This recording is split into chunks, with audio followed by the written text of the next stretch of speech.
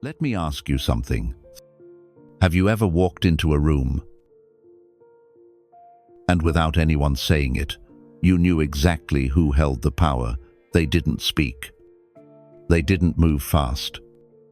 But everyone noticed them. Postures shifted. The air got heavier. No one could explain why. But they were suddenly leading the room. They didn't ask for attention. They absorbed it. That is presence positioning. It's not loud. It's not obvious. But it's real. You don't dominate by raising your voice.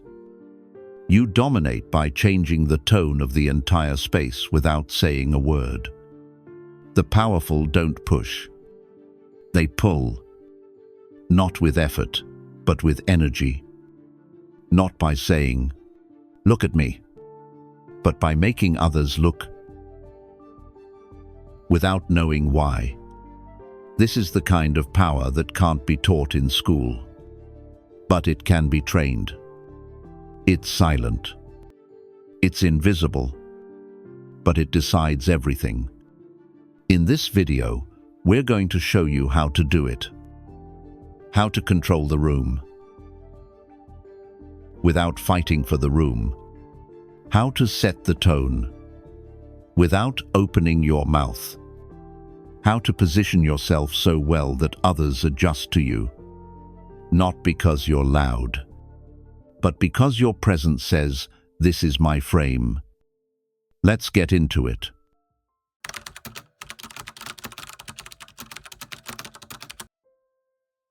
Power isn't about being at the center. It's about being in the right place at the right distance. Imagine this. In a group meeting, everyone's sitting close, tense, forward-leaning, trying to look engaged.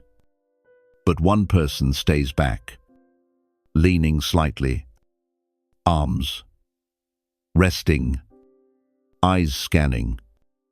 They're not interrupting. They're not rushing to contribute. But guess what? When the room gets stuck, everyone turns toward them. Why? Because power doesn't compete. It waits. Presence positioning means knowing where you sit, when you move, how your body claims space, is louder than any speech you could give. Let's break it down. The one in control often enters slower, chooses a seat with range, never boxed in, doesn't speak first, but frames what was said. This isn't accidental. It's design. Because your body is always broadcasting, and your placement tells people what role to assign you. Now, here's the shift. Most people chase the spotlight. They sit in the middle, talk the most, try to lead.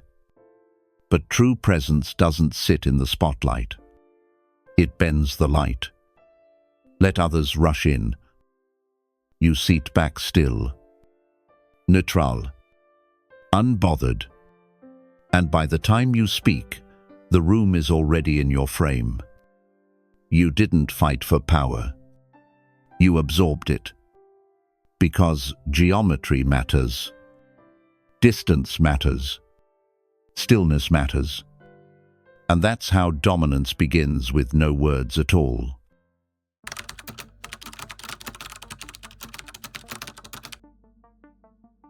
You don't walk into a room. Your energy does. Before your voice. Before your expression. Even before you sit down. People already feel something.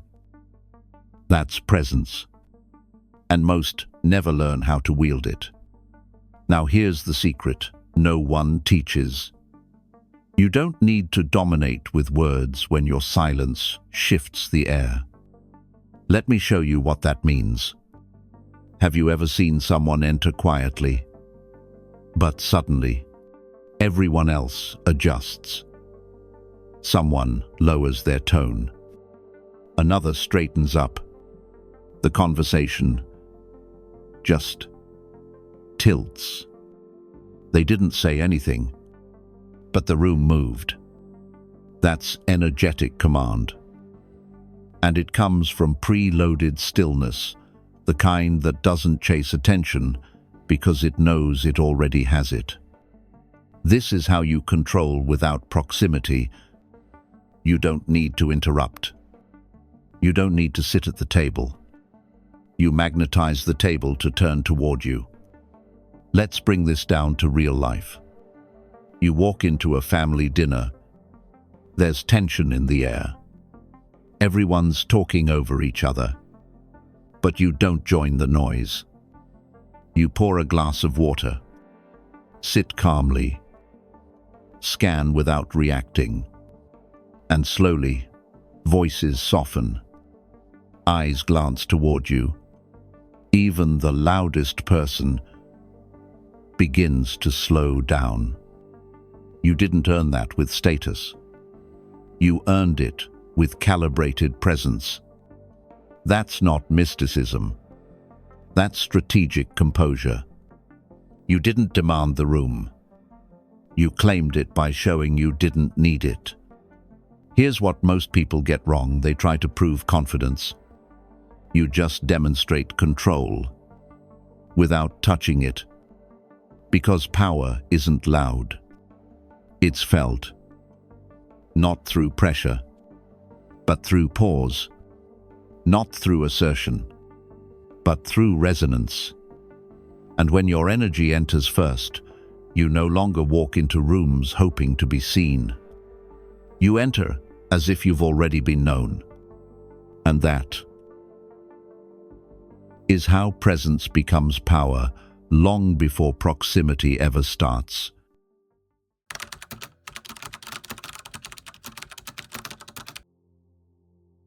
Let me tell you something unsettling. The person who stands furthest from the chaos often controls it the most. That's not absence. That's positioning. Most people are trained to move closer to power, to sit at the front, to speak more, to get noticed. But those who understand real dominance know how to stay just outside the frame. Not detached, not aloof, deliberately withheld. This is strategic distance. It's the silent gravitational field you generate by not reaching. Let me paint the picture. Imagine a tense negotiation. Everyone's leaning in, trading numbers, throwing logic, flexing emotion. And then one person doesn't speak, doesn't even touch the paperwork. They simply sit back, arms crossed, eyes locked in silence. They're not participating in the conversation, but somehow they're the one shaping it. Because their silence isn't blank. It's loaded. And that spatial refusal to engage, it forces everyone else to recalibrate. Proximity is easy. Distance is discipline. Here's why this works. When you remove yourself physically, you become harder to read. And when they can't read you, they project. They guess. They interpret. They start reacting to a presence that never even touched them. That's leverage. That's psychological asymmetry. You're not playing the same game. You're shaping the board from the edge of it. You're not trying to be understood. You're becoming unavoidable. Here's a real-world example. A CEO walks into a strategy meeting, but instead of speaking first, they stand at the window. They say nothing. They turn slowly and only ask, "What are we solving for?" Just 5 words, But because of the silence before them and the distance they held from the noise, those 5 words feel like a commandment. That is the power of distance. Strategic distance says, you're allowed to speak. But I decide when it matters. Because when you don't rush in, you make space collapse into you. You let their urgency bend around your restraint. You let their anxiety orbit your calm. And suddenly, they're adjusting to you without ever realizing it. That is influence without presence, command without proximity, and dominance without touch. Let the others fill the room. You just hold the silence that bends it.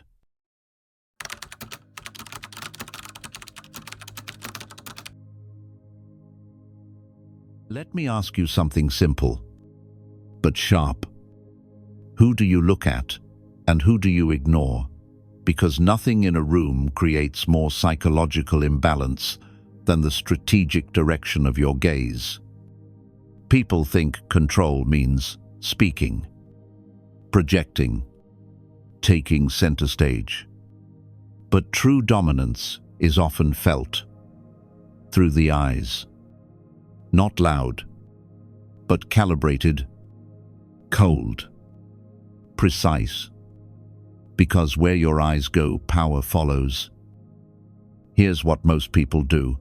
They scatter their attention, trying to be fair, trying to look interested, trying not to offend.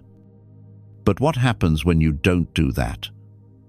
What happens when you lock eyes with just one person and deliberately ignore the rest? You create 2 worlds. One person feels seen, the rest feel dismissed.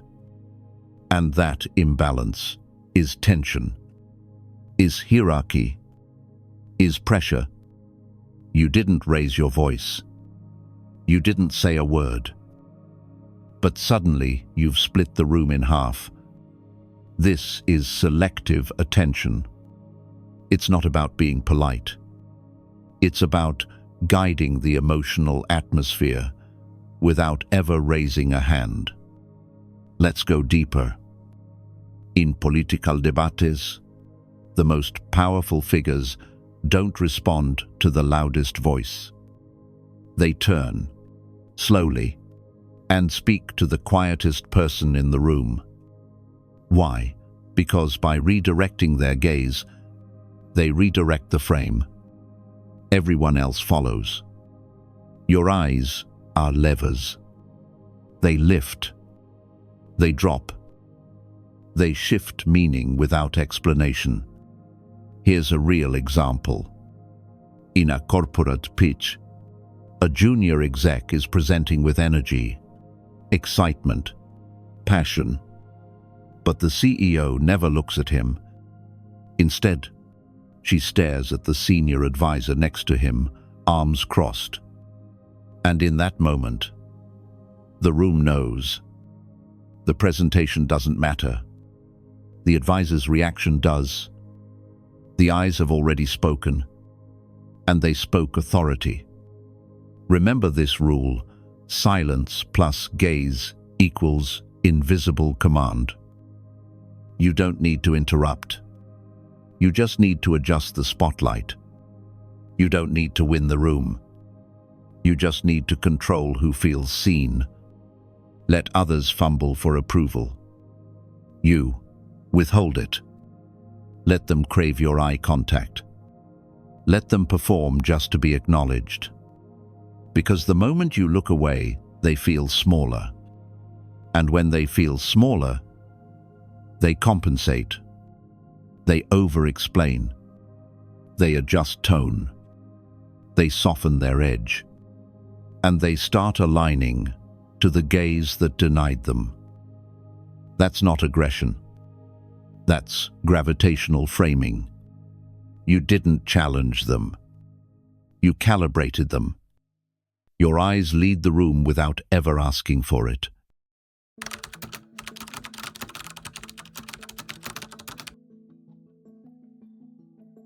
There's a tactic more powerful than confrontation, more dangerous than argument, more enduring than persuasion.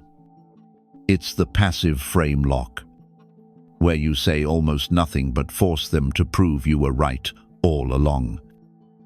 How? By making them explain, clarify, reassure what you never accused them of in the first place. It starts with presence, but not the kind that shouts, the kind that hovers quiet, watching. Let me show you how it works. Picture this. Someone's rambling, explaining themselves, defending a decision you never even questioned. Why? Because you sat still and said nothing. But your silence had weight. Your face neutral, your gaze measured. And that vacuum, it made them squirm. So they fill it. We didn't mean to go behind your back. By the way, I wasn't saying you were wrong. You know I respect your opinion. Right, pause. You never asked. You never reacted. You just held the space and let the weight of your frame collapse in. That's passive domination. Here's the twist. They think they're clarifying, but they're actually aligning. Every word they say pulls them deeper into the frame. You never said out loud, but made undeniable. This is the reverse of typical power dynamics. Instead of convincing, you let them convince you. Instead of correcting, you let them self-correct. And every time they do, the frame locks in. Let's go deeper.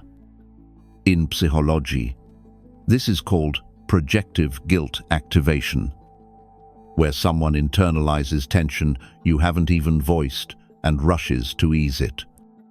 Not because you pushed, but because you withheld. Because you sat there and didn't give them a script, so they wrote it for you. Frame control isn't about winning the debate. It's about engineering the emotional air that makes them need to fill the silence with submission. Now think about it in relationships. Someone acts distant, cold, off-key. You don't call it out. You don't confront them. You just pull back. Slightly. You let your silence suggest I noticed. And that silence becomes pressure. They start to circle back. Just wanted to say, I've been in my head lately. I know I've been quiet. It's not you. You didn't accuse. You didn't demand. But now they're clarifying, justifying, seeking your frame. That's the lock. They are now trapped inside a story you never told, but that your presence forced them to write. This is the unspoken script. And the most powerful people don't even hold the pen. They hold the paper. They let others write it, then fold it, and hand it back. That's how you frame reality. Without raising your voice, without exposing your hand. And once it clicks, you'll never need to argue again. Just stay still and let the truth crawl toward your silence.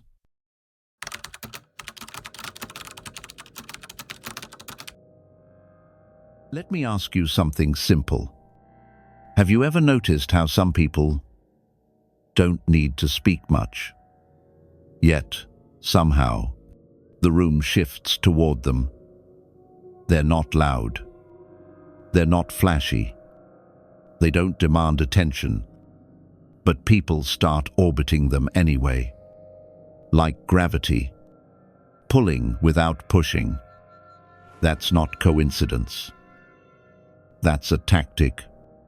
It's called frame gravity, the invisible force of presence. And it works like this.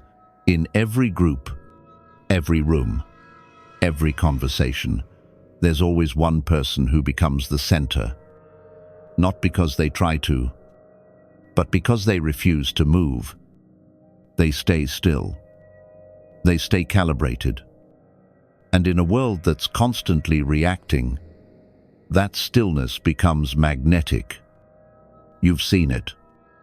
The friend who barely says a word, but when they speak, everyone pauses. The team member who doesn't interrupt, yet the final decision sounds like their energy. They don't ask for influence. They just hold a frame so steady, others start to lean into it. That's the game. It's not about control. It's about calibration. Let's go deeper. When you become emotionally still, you send a subconscious signal. I'm not here to chase. I'm here to anchor. And that's what people want. Not more noise. Not more energy. They want stability. They want gravity. They want someone to orient around, and when they find it in you, they'll start adjusting. Their voice softens. Their eyes glance your way more often. They rephrase things to match your tone. Not because you told them to, but because your stillness makes them feel steady. Here's a metaphor. Imagine everyone in a room is a balloon drifting, swaying, reacting to every gust of air. Now imagine you're the one weight on the floor, still, rooted, unmoving. Eventually, they all start drifting toward you. That's frame gravity. And here's the twist. The less you try to control the room, the more the room starts aligning to you. But it only works if your presence is grounded, unshakable. You don't flinch. You don't overcorrect. You don't explain. Because the moment you move too much, you become just another balloon. Remember this, you're not the voice in the room. You're the axis.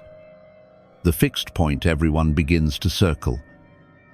And that, my friend, is how you control a conversation without saying much at all. You don't push your ideas. You let their attention drift toward you and stay there. And once it does, you steer the frame with nothing but atmosphere.